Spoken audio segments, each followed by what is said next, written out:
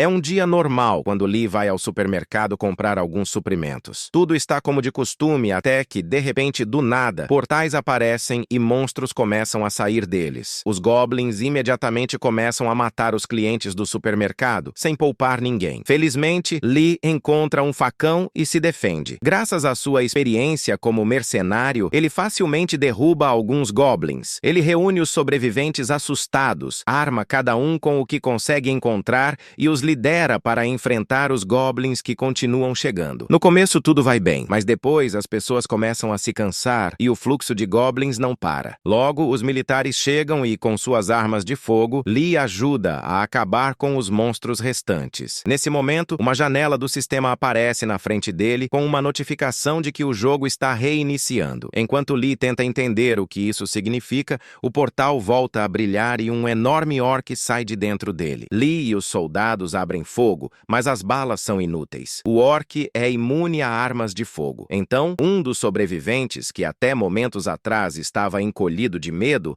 avança e nocauteia o orc com um único golpe de machado, dizendo que o ponto fraco são as pernas. Lee não consegue entender o que está acontecendo. Como aquele cara que mal conseguia olhar para um simples goblin sem tremer, de repente se tornou tão forte e confiante. Pouco depois, todos os outros sobreviventes mostram a mesma mudança, tornando-se caçadores de monstros experientes. Mas, estranhamente, essas mudanças afetam todos, menos o nosso herói. De repente, ele recebe uma notificação do sistema que explica tudo. Devido a uma falha no sistema, a regressão dele falhou. Todos os outros voltaram do futuro. Eles sabem tudo sobre os monstros e têm anos de experiência de combate. Nesse instante, Lee percebe que está completamente ferrado. Mas antes que consiga processar isso, outra notificação aparece. O sistema concedeu a ele uma habilidade especial única como compensação. É efeito borboleta, nível 1, dada porque ele não regrediu. Cada ação que ele tomar que altere o futuro, agora lhe dará pontos de bônus. Lee encara as palavras e entende. O efeito borboleta significa que até a menor ação pode causar uma tempestade do outro lado do mundo. Mais orcs saem da fenda e os jogadores avançam para lutar. Lee dispara enquanto analisa a batalha. Com seu novo status de jogador, ele pode agora ver o nome e o nível de cada monstro acima da cabeça. Suas balas só deixam marcas fracas de queimadura, provando-se inúteis contra a pele grossa dos orcs. Armas de combate corpo a corpo funcionam melhor, já que os regressos já conhecem seus pontos fracos. Percebendo isso, ele devolve a arma e pega um machado. O sistema o recompensa com um ponto de bônus, mostrando que suas novas escolhas estão alterando o futuro. Quando um orc investe contra ele, Lee lança o machado no joelho da criatura e a finaliza com um golpe preciso. Outro ponto aparece. Uma mensagem a Paquin observa e explica que, no passado, ele havia usado uma motosserra em vez de um machado. Lee sorri, entendendo que cada ação diferente cria um novo futuro. Kim então diz que uma vez matou 3 orcs usando thinner. Lee se lembra de que é um produto inflamável e decide tentar. O efeito borboleta é ativado novamente, concedendo mais pontos. Ele derrama thinner nos orcs, coloca fogo neles e observa as chamas consumirem as criaturas. O sistema concede vários pontos bônus e a confiança começa a crescer dentro dele. Hesse anunciando o título de Iniciante Corajoso e concedendo uma nova habilidade chamada Armadura. Uma aura verde endurece ao redor do seu corpo, deixando todos ao redor atônitos. Kim xinga de frustração e outro jogador reclama dizendo que Lee sempre consegue esse poder. Lee percebe que provavelmente é a mesma habilidade que ele tinha antes, já que o efeito borboleta não foi ativado. Quando a fenda começa a tremer novamente, todos se viram para ela, se preparando para o que vem a seguir. Lee fica diante da fenda quando uma janela do sistema aparece, nomeando-a como Masmorra dos Goblins e Orcs, com dificuldade D. Ele observa a tela e percebe que esse jogo parece feito para exterminar a humanidade. Cada masmorra contém uma quantidade fixa de monstros que eventualmente escapam pelos portais, e fechar um portal é a única forma de pará-los. Ele se vira para os jogadores e diz que precisam limpar a masmorra rapidamente. Lembra que a dificuldade afeta recompensas e níveis de habilidades, mas seu objetivo agora não é saque. Ele quer testar sua nova armadura e os atributos ganhos com o efeito borboleta. Com 15 pontos bônus, ele investe tudo em força, subindo de 1 para 16. Confiante por já ter experiência com goblins e orcs, ele entra no portal. Os jogadores o prosseguem com Kim logo atrás, se perguntando se Lee já tinha conquistado esse lugar em sua vida passada. Lá dentro, um Goblin salta das sombras e morde o braço de Lee. A armadura ativa instantaneamente, bloqueando o ataque. Ele esmaga o crânio do Goblin com uma mão só e ganha mais um ponto bônus. Os outros ficam chocados enquanto seu poder aumenta rapidamente em poucas horas. Uma jogadora diz que isso é impossível, e Kim murmura que a armadura deve ser o motivo de Lee ter sido o jogador mais forte da Coreia. Quando Lee ignora suas palavras, o ciúme domina Kim. Ele pega uma motosserra e ataca, mas a lâmina não consegue perfurar a armadura brilhante. Lee sorri friamente, esmaga a motosserra e segura o pescoço de Kim. Enquanto Kim engasga de medo, Lee se lembra da verdadeira lei do campo de batalha. A ganância sempre leva à destruição. Ele percebe que esses regressos achavam que poderiam roubar o que um dia foi dele. Com o olhar fixo no restante, ele os alerta para ficarem longe. Então, ele torce o pescoço de Kim e deixa o corpo cair. Um silêncio pesado toma conta do lugar. Lee lembra a si mesmo que as antigas leis do mundo não importam mais. O jogo começou e misericórdia só leva à fraqueza. Ele encara os jogadores tremendo e diz para que vão embora se valorizam suas vidas. Lee olha para o cadáver de Kim e percebe o quão cruel esse jogo realmente é. Uma janela de inventário flutua acima do corpo, oferecendo seus itens para quem quiser pegar. Ele murmura sobre como isso é conveniente e pega o colar do campeão Goblin, observando que agora ele tem um novo dono. O sistema o recompensa com pontos bônus por alterar o futuro. O colar aumenta bastante sua força e agilidade, dando a ele o equivalente a 2 níveis completos. Pode perder valor mais tarde, mas por agora é útil. Quando um jogador zomba da aparência do colar, Lee ignora o comentário e pega a motosserra quebrada para cortar os goblins restantes. Mesmo que o aumento pareça pequeno, todo poder conta. Logo, uma notificação aparece informando que todos os monstros estão mortos e que a masmorra vai colapsar em 3 minutos. Ele lembra que um portal só se fecha quando todos os monstros dentro dele são abatidos. Quem não escapar a tempo desaparece junto com a masmorra, o que explica o curto tempo de fuga. Perto do portal, ele vê o garoto que mais cedo chorava pelo pai. Lee pergunta se ele quer morrer ali. O garoto insiste que deseja ficar. Lee manda que ele saia, mas o menino continua implorando. Frustrado, Lee grita com ele novamente e distribui seus 9 pontos bônus restantes em força, elevando-a para 25-28 com o colar. Então, o garoto revela que eles regrediram 10 anos no passado. Ele diz que sua vida não mudará nem depois desses 10 anos. Então, deseja ao menos uma vez ser um herói. Ele pede para seguir Lee, apresentando-se como Kim Min-soo. Suas palavras e conhecimentos sobre o futuro chamam a atenção de Lee. Min-soo confessa que lutou contra monstros e dragões por 10 anos e agora deseja servir o herói da Coreia. Lee o acha interessante e aceita sua lealdade. Ao saírem do portal, Lee pergunta se ser um ajudante é realmente o único objetivo de Min-soo. Min-soo responde que quer ser o segundo no comando, chamando Lee de número 1. Lee desafia o garoto a provar isso listando 10 jogadores do futuro, sejam aliados ou inimigos, avisando que se mentir ou trair, morrerá. Min-soo concorda, e os dois trocam contatos antes de se separarem. 3 dias depois, o mundo continua tentando se ajustar à regressão, esperando uma chance de começar uma nova vida, mas com todos regredindo,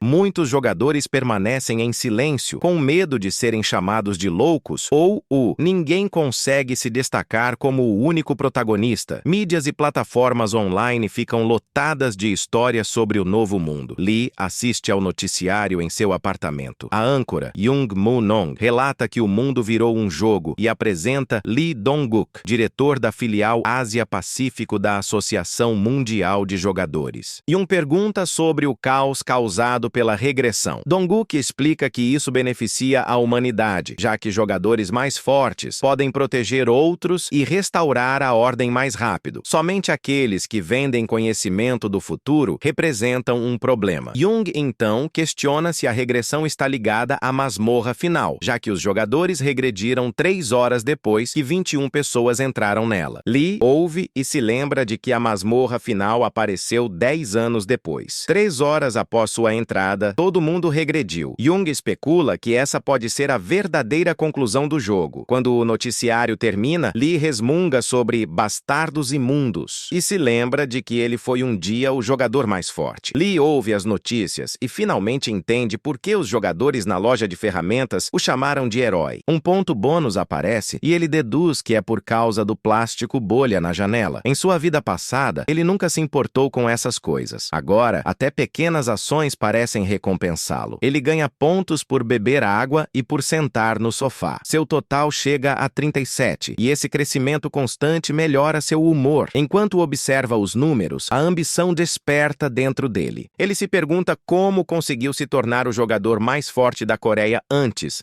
sem a habilidade de efeito borboleta. Aprendeu cedo que os fracos devem se curvar aos fortes, e essa crença o levou a buscar poder por dinheiro e batalhas. Agora, com um caminho real para a força absoluta, aquele sonho começa a retornar. A contagem regressiva do noticiário termina, revelando estátuas de Lee Hwa-yun, Park Mu-sung e Cho Chol-sung, os heróis que entraram na masmorra final. Ver sua própria estátua o choca. É estranho ser venerado assim apenas 3 dias depois da regressão. Ele se lembra de ter sido o mercenário mais bem pago da sua vida passada, uma arma que as pessoas compravam para a guerra. Naquela época, fama não significava nada para ele, mas agora parece diferente. A repórter explica que todos os jogadores regrediram após o evento da masmorra final, sugerindo que algo lá dentro causou isso. Dong-guk acrescenta que os 3 heróis desapareceram, escondendo suas habilidades e itens raros. Jung pergunta se isso é verdade, e Dong-guk confirma. Ele então menciona uma nova regra. Os heróis que entraram na masmorra final agora estão perdoados de quaisquer crimes. Lee desliga a TV antes de ouvir o resto. 2 coisas ficam claras para ele. 1. Muitos estão caçando-o. 2. Ele agora pode lutar legalmente. Ele veste sua jaqueta e sai. Correndo pelas ruas, percebe que jamais havia ido à praça Gwanghwamun em sua vida passada. A cada passo, fica evidente que o futuro já está mudando. Ele gasta seus pontos bônus em agilidade, elevando-a para 52. Enquanto corre, reflete sobre como os outros se concentram em força ou mana. Para ele, o caminho comum não serve mais. Seus pontos crescem mais rápido que o de qualquer um, tornando-o uma exceção. Ele chega à praça lotada, usando capuz e máscara, murmura que isso é insano. Se as pessoas soubessem quem ele é, o caos explodiria. Ele observa a multidão e sente armas escondidas nos inventários. Todos querem parecer fortes. A fama transformou jogadores em ídolos e também em presas. Ele olha novamente para as estátuas. Antes, as pessoas rezavam diante delas como devotos diante de deuses. Agora, o local está vazio. Seus olhos param na própria estátua, marcada como sombra da morte. De repente, um jogador chamado Kim Chang-bae aparece e destrói a cabeça da estátua com uma marreta. Uma mensagem surge, concedendo a Lee pontos bônus por mudar o futuro. Chang pousa perto e esconde a arma, sem perceber quem está diante dele. Ele destrói a estátua e começa a correr. Lee o segue, mas com sua agilidade acima de 50, os movimentos ficam mais difíceis de controlar. Após uma curta perseguição, ele alcança Chang e segura seu pescoço. Lee arranca a própria máscara, e o medo nos olhos de Chang revela que ele o reconhece. Lee exige saber para onde ele estava indo. Chang tenta alcançar a marreta, mas Lee toma a arma. A marreta pertenceu a um campeão orc e pode atordoar, além de aumentar ataque e força. Lee questiona como Chang conseguiu uma arma tão rara em apenas 5 dias. Convencido de que ele pertence a uma guilda, Lee aperta mais o pescoço e lembra de sua imunidade a crimes. Chang implora por sua vida. Lee exige o nome e a guilda. Tremendo, Chang admite que é da guilda geral. Lee manda ele continuar. Quando Lee menciona o projeto Lee Hu, Chang revela que é um plano da guilda para coletar todas as habilidades e itens que Lee possuía em sua vida passada. Depois de hesitar, ele admite que o primeiro alvo é a habilidade de furtividade. Ela está na masmorra de Likan, que abrirá em 3 dias. Ele acrescenta que 100 jogadores estarão esperando lá, confiantes de que Lee irá buscá-la. Lee percebe que aqueles jogadores devem ser regressos. Mais tarde, Lee encontra Min-soo e explica o que descobriu. Min-soo não confia em Chang-bae e pede permissão para matá-lo, mas Lee recusa. Min-soo insiste que a guilda vai agir antes, enquanto Chang afirma que será amanhã. Lee sabe que um deles está mentindo. A discussão aumenta até que Lee agarra ambos pelo pescoço e exige provas. Min-soo mostra seu celular com uma matéria afirmando que Lee aparecerá na masmorra Lycan no dia 7 de janeiro, amanhã. Ele explica que a masmorra surgiu cedo no jogo e que os Lycans são muito mais fortes do que goblins ou orcs. Eles se movem em